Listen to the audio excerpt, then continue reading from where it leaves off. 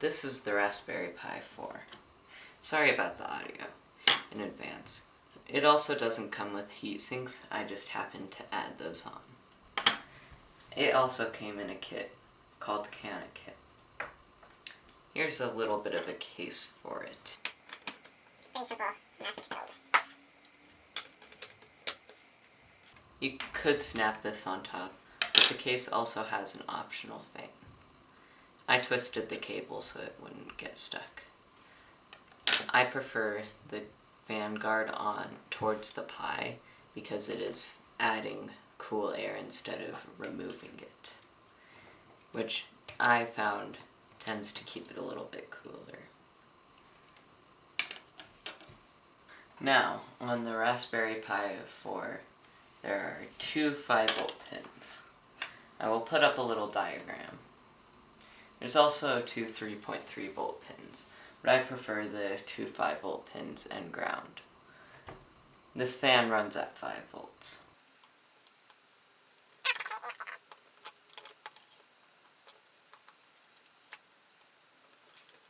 Once you have messed around with it for a little and you get it ready, the clips that you can see here tend to go on the back.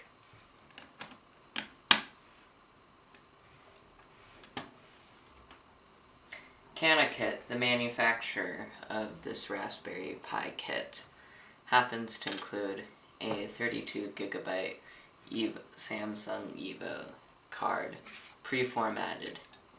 This is the Raspberry Pi 4 with the 4GB of RAM. You can just insert your Evo card like so. Don't jam it in there because it doesn't have the clicking mechanism like, for example, this this drone camera has a nice click. But just like its older generation, the Raspberry Pi 3, it still doesn't have a click. Also inside the CanaKit kit is a handy dandy microSD card reader. I just put on the zip tie that came holding the cord. Also inside the kit is a micro HDMI to HDMI adapter. If you're doing two monitors, then you'd use both of the micro HDMI ports.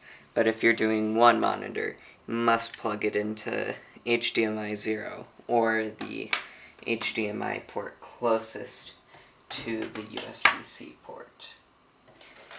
The USB-C port, CanaKit offers this Pi switch so that when it's plugged in, you can turn it on and off with the Pi switch independently.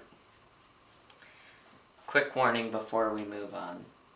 This is my capture card I am having to use for this with an HDMI adapter, and the quality is only as high as analog television. So please keep that in mind when you're watching the following. However, 4K is supported mostly. We have yet to see it more supported.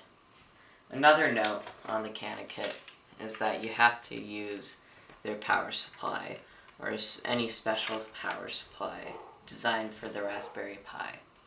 If you do not use it, what can end up happening is it won't be powered, because with USB, such as a laptop charger for, say, a MacBook, will not work because the Raspberry Pi Foundation accidentally messed up the resistors. So, let me be right back from setting it up. Raspberry Pi does do NTSC or PAL. By default, it does NTSC, I believe.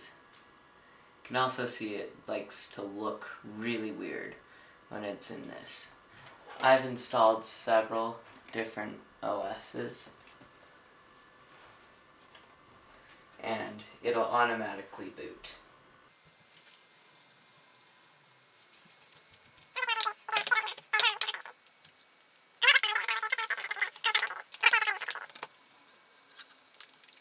I'd also like to point out that there's a Gigabit Ethernet port and There is also two USB 3.0 ports, which can transfer 5 gigabytes a second, and two USB 2.0 ports, which I do not remember how fast they go.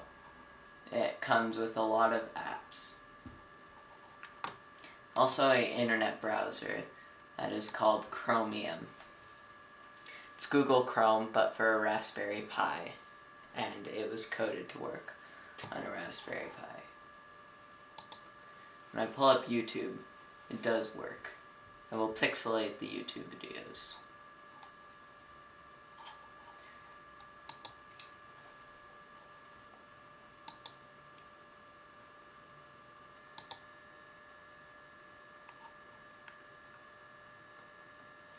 You can see that it can successfully play YouTube videos. However, you will notice that it can cut occasionally on higher quality videos. Like, for example,